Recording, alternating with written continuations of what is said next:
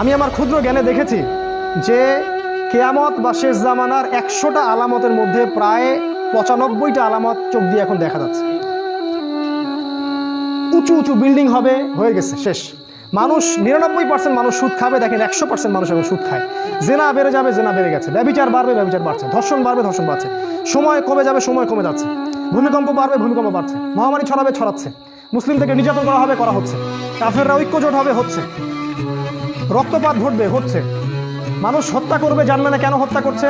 মরবে কেন, জানবে না কেন মরলাম। এগুলো হচ্ছে। এমন কোনো আলামত নাই, এমন কোনো আলামত নাই। মেয়েদের বেহায়াপনা বাড়বে, বাড়ছে। ফ্যামিলিস্ট রেভলিউশন বাড়বে, বাড়ছে। ইসরায়েল শক্তিশালী হবে, হয়ে গেছে।